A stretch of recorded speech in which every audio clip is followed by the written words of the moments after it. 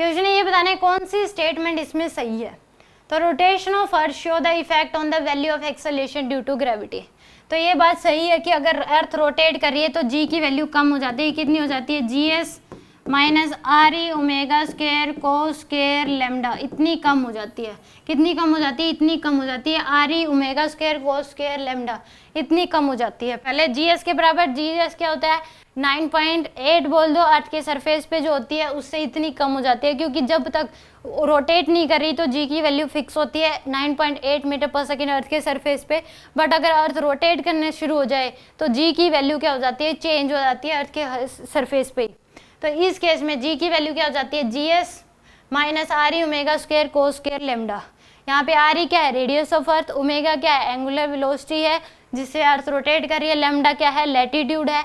कोई लैटिट्यूड मतलब अर्थ के सेंटर से, अर्थ के सरफेस पे कोई भी पॉइंट मान लो, उस पॉइंट को सेंटर से ज्वाइन कर दो और इस ज्वाइनिंग लाइन और इक्वेटोरियल प्लेन के साथ जो एंगल होगा उसको बोलते हैं लैटिट्यूड।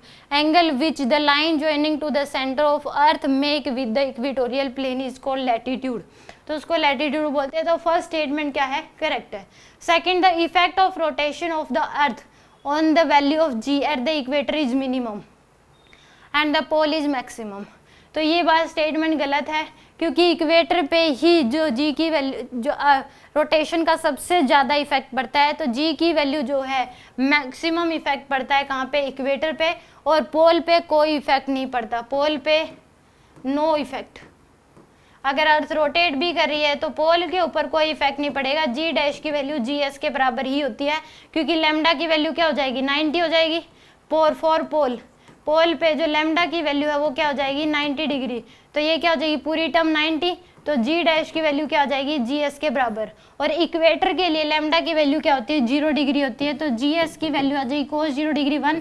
तो G S minus R E omega square इतनी हो जाती है। तो मैक्सिमम इफेक्ट पड़ता है इक्वेटर पे और पोल पे कोई इफेक्ट नहीं पड़ता। तो सेकंड ऑप्शन गलत हो गया। स्टेटमेंट 1 ट्रू है और second false. C option correct होगा।